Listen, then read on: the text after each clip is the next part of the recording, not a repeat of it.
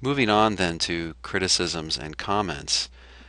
My first comment is that Aristotle's theory is plausible, and the reason it's plausible is because it's sort of a refinement of common sense.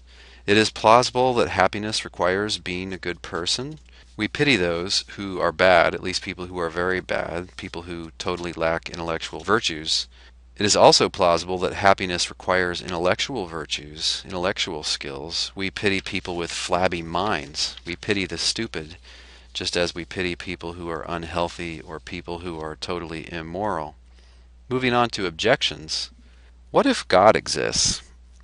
It's strange that Aristotle doesn't mention God.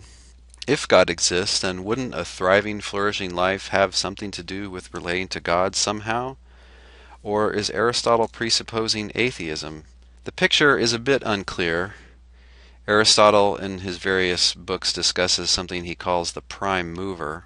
Basically, he thinks that if you trace explanations backwards, there has to be an initial changer to all the change that is occurring in the cosmos. And this is sort of like God in that it's an ultimate source of the physical world. Although he seems to think that this being just thinks about itself or thinks about knowledge. The prime mover, as far as I can see in Aristotle, seems to be irrelevant to religion and really to be irrelevant to a happy life, which is sort of strange if you believe in such a being. More importantly, though, I think we need to ask the question, what is the possible extent of a whole life? This is related maybe to the God question. Aristotle emphasizes that to determine if a life is happy, we have to look at the whole life, the entire life. If one comes to a bad or premature end, it won't be a happy life.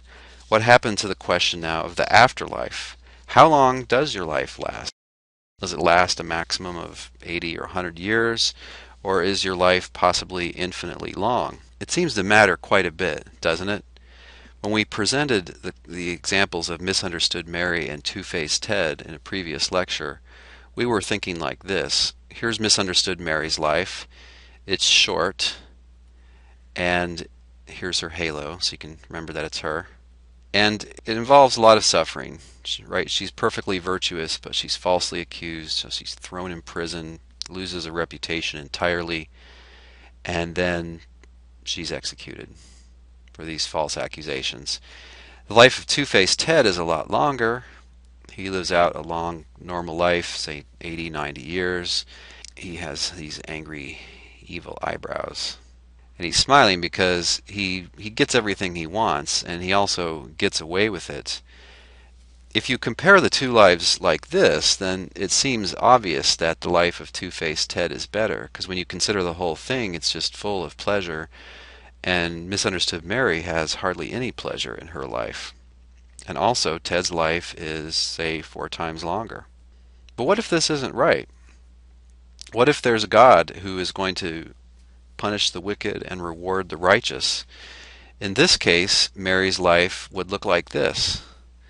After an initial short stage of suffering, she would go on to infinitely long bliss, let's suppose in heaven. Now she's got a big old smile on her face because she gets to be with God and presumably have everything she needs. And what happens to Ted after he dies? Probably something that Ted would not like.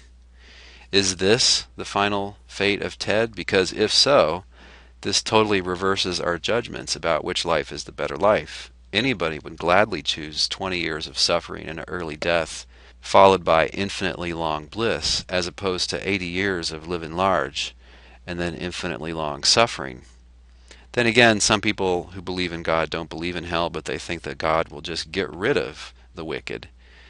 Again, you'd be a sucker not to choose Mary's life, wouldn't you? Because you'd have infinite bliss, and this 20 years of suffering would just be a distant memory, a tiny flicker at the beginning of endlessly long light, so to speak. Two-faced Ted maybe gets 80 or 90 years of getting away with it and living large, but then let's suppose that God judges him and extinguishes him from existence. Well, that's it. That's not as good.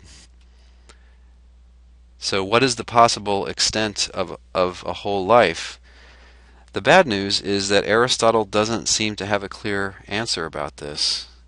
He doesn't seem to have a clear answer about whether there is an afterlife. He has a whole book entitled On the Soul, and he believes in a soul in some sense, but he also says that the soul is the form of the body, and if the soul is the form of the body, that sort of suggests, but doesn't quite say, that when the body goes away, the soul will go away too. Then again, in some places he seems to countenance the possibility that a soul could exist apart from a body. Aristotle in the end just doesn't seem too interested in the afterlife. He's just concerning himself with the sort of 50, 60, 70, 90 years that we have here. This is unsatisfying. Happily, the views that we'll look at in the next two lectures in this course will clearly address this question of the afterlife. And also, we will look at the question of what is a human being. Is it possible that there's a part of a human being that could survive the destruction of one's body? And we'll also consider the question of whether or not God exists. If there isn't God, or at least karma or something, then even if there is an afterlife, there's no reason to expect that justice will be done there. That is, that we'll be rewarded or punished depending on our deeds. We end then on kind of an unsatisfying note with Aristotle.